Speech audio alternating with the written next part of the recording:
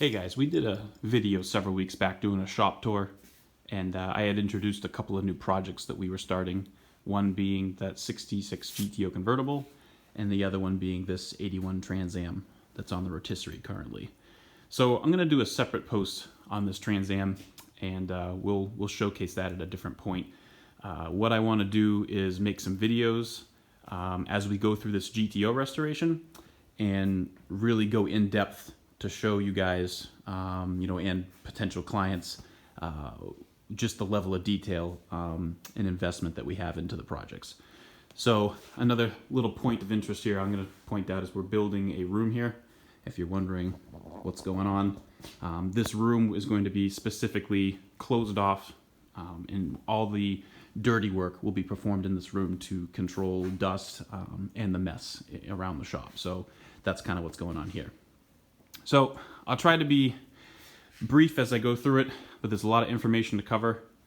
And my goal in making these videos as we go through this GTO restoration is to show potential clients or current clients just the level of detail and the personal investment that we have in these projects. There's so much that goes into it that people don't see. It goes unnoticed. So I thought it was a good idea to just kind of showcase all these details and go through these things as we go through this particular car, just so that you can see, what we do. So basically, this is the sort of information station for that GTO project. That car is actually upstairs right now. Usually it's down here, and this station is in front of the project. It's currently upstairs because of our construction that we're doing down here. So basically every piece of information I need on that car is on this table. Whether it's, factory photos, service manuals, pictures of restored cars, everything, restoration guide, whatever project we're doing, whatever type of car it is, I research it, I gather as much information as I can, and I have it on hand.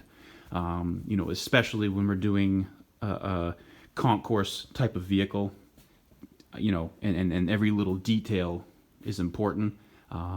That's huge to have that information on hand, so that you, as you're going through the car, if you got to check something, hey, how was this done, or hey, what shade or finish was this part in? It's right here at my fingertips. This iPad, this is kind of a new thing that I've started doing, but it's super helpful. So each project has its own iPad, basically, so that every picture of everything that we take apart on that car is on here, and it's right here for us to look at. So that's a big thing. So let me show you here. So basically, we got like 340 photos so far, and the car's not even off the frame. I mean, just pictures and pictures. So that's huge, especially when you're putting it back together. I'm going to show you right now a few of the pictures in particular, just to kind of show you the level of detail that we record. So let me go through some of these right now with you. So here's just a brief overview of some of the pictures that we have when we're taking the car apart. I get pictures of everything before we take any bolts off. Everything is photographed exactly how the car comes into us, and that's a really helpful reference at the end of the project. The door gaps, fender gaps, every tolerance, everything is recorded on my inspection sheet. I also take pictures as well. Pictures are always helpful. Details like the trunk latch.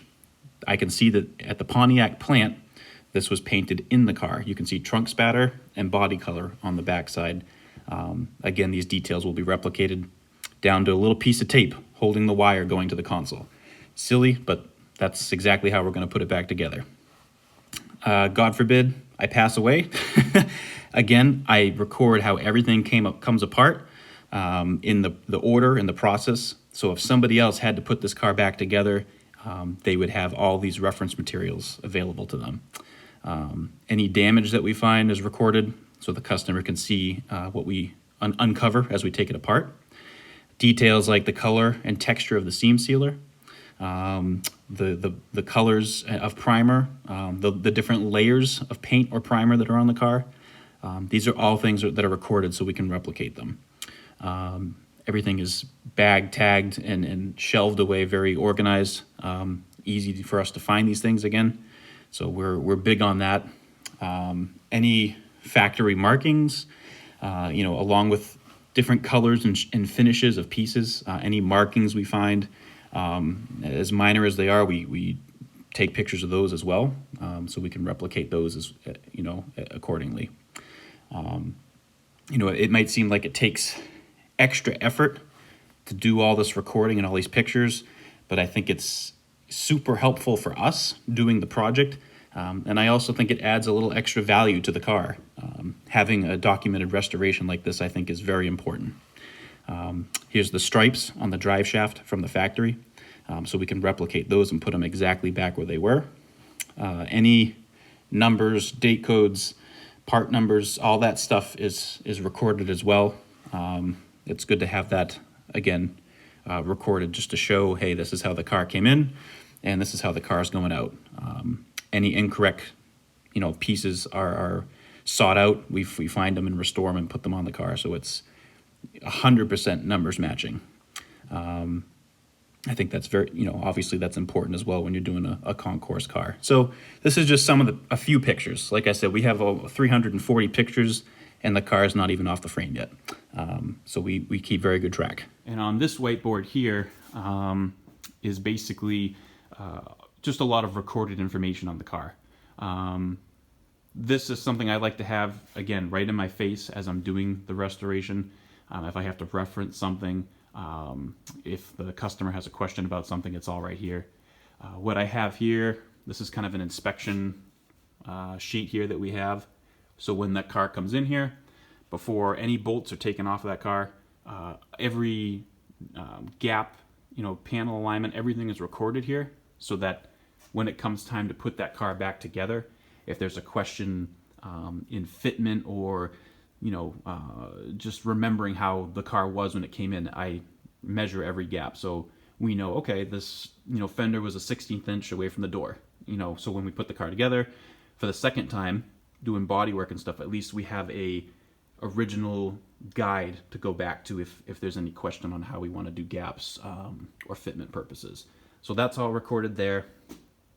These two sheets here, or I should say these three sheets, is basically decoding every piece on the motor, the transmission, the glass, the trim tag, the VIN tag.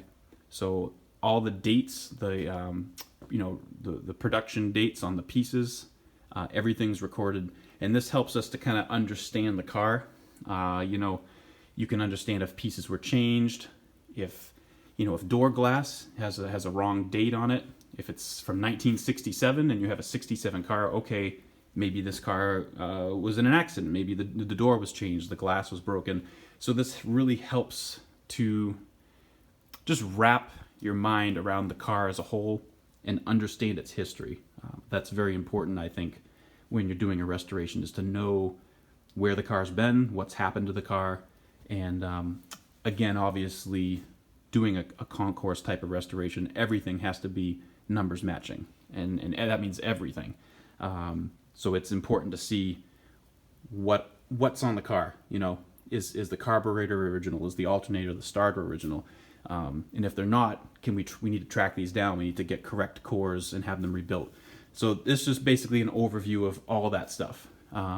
It's just important to me to understand the dates, the manufacturing dates of everything, and piece the whole puzzle together and know what we're working with. Up here, these are the PHS documents for the car. So for those people that don't know what that is, I shouldn't say every, but a lot of popular collectible car circles have a main source that they can go to. So like from Mustangs, they have the Marty report. Pontiac, they have the PHS documents. And these are basically just copies of the original, billing history, the factory paperwork that came with the car. A lot of times these services can also give you, reproduction window stickers that are identical to how the car would have had in the dealership parking lot. So it's a really good source to just further document and, kind of prove what the car is supposed to be. So these are important to have. Again, like I said, it's just a big puzzle, a big history piece that you're trying to put together. And I think to do a really good restoration, you really have to do your homework and have this information on hand so that you can be an expert in that vehicle. We do a lot of Pontiacs, we do a lot of GTOs. I think everyone kind of knows that's been following us for a while. But any type of vehicle can be restored by anybody if you're willing to do your research and learn the history about it. If somebody brought, anything to us, if I've never touched one of them before, I would not be scared. I would just basically do my homework, do my research. Usually the owner of whatever said vehicle, they have some passion about it too. I'm sure that they usually have a lot of information on the car too. So I'm not scared to work on anything as long as I'm given that time before we start the project to do the research. So that's kind of the level of detail we put in before we even take the car apart. Just like I said, I want to be personally invested. I got to get my head into the game and really understand the vehicle before we start tearing it apart. All right, here's the GTO right now. It's upstairs on the second floor. We'll go down and we'll take a closer look at some of the little details on the car and things that we found when we took it apart. I'm currently standing on, if you're wondering about the funny angle, I'm on the roof of a bay that we're building on the second floor. And this bay up here, underneath me here, is going to be used for the purpose of paint correction, perfecting, and just honing in the little details on a finished vehicle. We really decided we wanted a designated spot to do that and do it very well. So we'll have specific lighting and things like that to achieve the results that we want. All right, so I apologize for the lighting. Lighting is lacking up here right now, but hopefully you can see this okay. So here's the car as it currently sits, basically awaiting to come off of the frame. So here's the worst part on the vehicle that we've discovered so far. Now, when we send this out for blasting, that's going to be the real truth. We may find some other things that we don't currently see under the paint, but here's the big one. Somebody had a leaking windshield, and they just filled the windshield in with silicone. And basically what they did is all the moisture, all the water got under the window, and they sealed it. So it wasn't able to evaporate and basically sat in here and rotted its way right into the interior of the car. So we are going to be doing some surgery to this window frame in the cowling area, but it's centrally located right here. The cowl here, under where the vent screen goes, is in great shape. The top of the dash is in great shape, and even under the dash is in good shape. So it was just pinpointed right in that window channel, but we are going to have to do some surgery. It did creep up into the frame here. It didn't do much damage to the floor, surprisingly. This is the only hole in the floor. So we'll probably end up, cutting here and replacing this section. But the rest of the floor system is actually pretty nice. I was really surprised. Usually on these GTOs, on the convertibles, this little drain gutter area in the back here is usually very rotted. And these pieces here are actually usually missing. They're so rotted away. We've actually had to fabricate those before because they were just completely gone. So this is, I would say it's a pretty nice, solid car to start with. It just has a couple of funky trouble spots like that window frame. One of the corners of the doors, which is typical, has some rot, so we're going to have to make some repairs to the door. And there is a spot on one of the rear wheel houses as well. But all in all, this is a very nice, very solid car. It was built in Pontiac, Michigan, and from what we know, has spent most of its life in Kansas. So, a good climate. It wasn't a New England car, so it definitely was preserved in that sense. But yeah, all in all, good car. Fairly straight car. Not that really makes a difference. We're going to be doing a whole bunch of block sanding and straightening of panels regardless. But, even things like the frame rails here, they're not even pitted. There's no pits. So that's huge. A lot of times these are all pitted up. The control arms are all pitted. You're doing a bunch of body work to them to make them look good.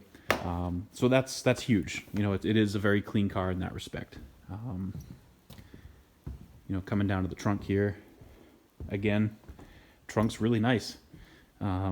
Once we pull this off the frame and send it out to get sandblasted, or I should say glass bead blasted, we don't use sand, that's going to tell us what we have. That's the most honest part of the entire project, is after you blast it, it is what it is. That's what you have, and that's what you have to work with.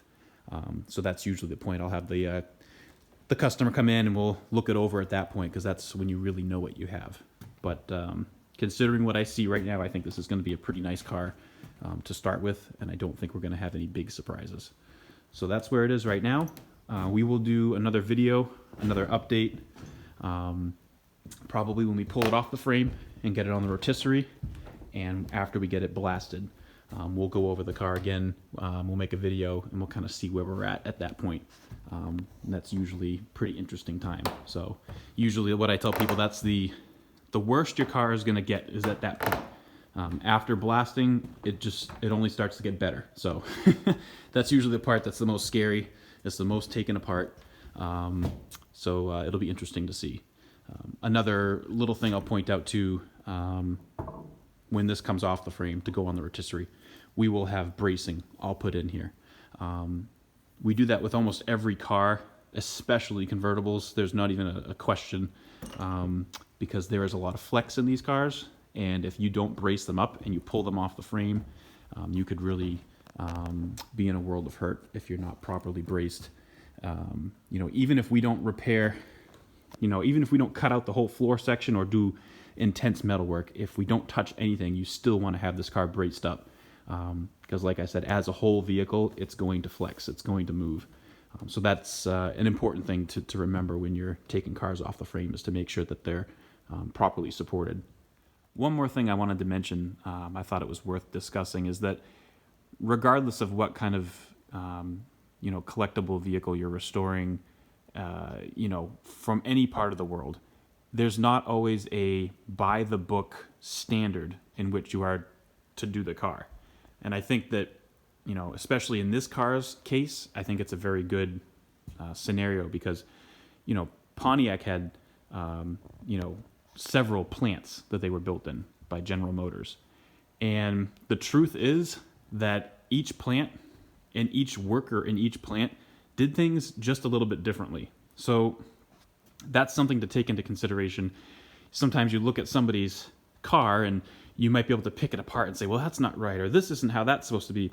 But the truth is, that might be exactly how it was supposed to be, because if they did an accurate restoration, each plant did things different, And I think on this particular car, one thing a few things I'd like to point out is that at the Pontiac plant, they did things a little different, because I've restored several convertible 66 GTOs, and this one's just a little bit different from the other ones that were from different plants. And this comes down to details like the seam sealer I had pointed out before. It's currently all scraped off right now, but earlier in the video I showed the picture of the seam sealer. It was black and it had like a wrinkle finish. I have not seen that on GTOs from other plants. Usually they're beige seam sealer and they're a little bit smoother. They have more of a brush stroke. So that's a funny little detail that, again, each plant did things a little bit differently. This car has gray primer over all the bare metal. A lot of the cars had black. These little things like that, some people might think are wrong, but on an untouched GTO right here in front of us, that's exactly how it is. Now, there are some vehicles, where they were only built in one plant. So it's pretty easy. There's a pretty straightforward approach to those cars. But vehicles that were built in different plants, there's a lot of variances that you'll find car to car. So I think that's important to keep in mind. If you're going to do an accurate restoration, you can't just Google a picture, 66 GTO restoration, and the first thing you see, okay, that's how it was. Because that's not accurate, and that's not really the case for every car. So that's just something I want to point out. I think it's important to keep that in mind. Everybody always likes to pick other people's work apart. I'm even guilty of that myself. But again, that's something that I wanted to kind of point out, because if you're going to be accurate and you're going to be true to that kind of concours standard, it's important to remember that, you know, each car was done differently. And there's always the joke you hear about people that were, working on Friday and they just wanted to get out of work, get out of the plant, and they did things sloppy. They did things different. So that's there's a lot of variables when restoring an old car that you have to take into consideration. Even this car, this is kind of a weird thing that we saw. The GTO is supposed to have a wood grain dash panel that goes around the gauges. That was how the GTO came. This one had just a plain black one, something that you would see, in like a lower model Le Mans or something like that. And there's no indication that that wood grain panel was ever on there, or that panel was ever taken out of the car. So again, that's kind of a weird thing. Did they run out of wood grain panels and they threw that in at the factory because they had to keep it going? I mean, you don't know. And these are just parts of history that are, they're essentially kind of lost to us. So we can't understand or figure out why that happened. But these are just some of, the weird things that you find when you take a car apart and, that you want to try to replicate. This car, however, we will be putting the wood grain panel in, but I was using that as an example that you can find some strange things on these cars. They weren't ever put together with the mindset that they were going to be collectibles. These were just cars that they built. They, pumped them out one after another and threw them on the lots. So there wasn't really a lot of thought put into, these kinds of details that we're now trying to put back into them. So, not to be long-winded, but I just wanted to make a point of that because I think it's something that people, they forget. They forget about that. So in addition to that, I just want to mention that, we're building these cars far beyond the standard that they were originally built with. The little details like seam sealer and overspray and things like that I will replicate, but when it comes to the bodywork, panel fitment, the paint finish, and just the overall fit and finish of the vehicle, front to back, inside, outside, underneath. I mean, we're trying to build perfection. We're trying to make these essentially rolling pieces of art. So, if someone were to ask me to do an original style body paint job, with the poor panel fitment that they had at the factory, I would decline doing that because obviously our name is on that. And we want them to look a certain way. We really want them to, like I said, they're already far surpassing what they looked like originally. But you know what? They look better that way. And if the assembly line worker, if the factory, if they had all the time in the world to build the car, that's kind of the mindset I take. How would this have looked if they had all the time to put this together, and make it as nice as they possibly could. The 69 GTO here is a good example. I mean, we're in the process of wet sanding the clear coat, and it's going to be a complete mirror. So, an original single stage lacquer paint job on these cars was, it was terrible. I have pictures of original cars. The panel fitment's terrible. The bumpers are crooked. So again, we'll replicate stuff that I feel is necessary to replicate. But when it comes to the fit and finish of the vehicle overall, we're aiming for perfection in what we do. So that's just something else I kind of wanted to throw in there. Doing the GTO, the 66, it's going to be as nice as we can possibly make it, within reason, of course, or within budget. So that's just something to keep in mind as well. Like on the Trans Am over here, Trans Ams weren't that great as far as panel fitment. They weren't, they made so many of these cars and, they were just, busting them out day after day. So there's a lot of imperfections on this car. I mean, even some of the factory spot welds, like on the console bracket, it wasn't even welded all the way through. So I mean, imperfection after imperfection is found in these cars, regardless of what car it is or what part of the world it's from. They were doing these cars to make money, not to build perfection. There were very few, automobile manufacturers that were trying to make perfection, especially back then. And even today, there's very few. So that's just something to keep in mind. We're trying to build, artwork here. So we'll, like I said, we'll replicate things to look a certain way so it still looks factory, but take it to the next level that these cars were never able to be at.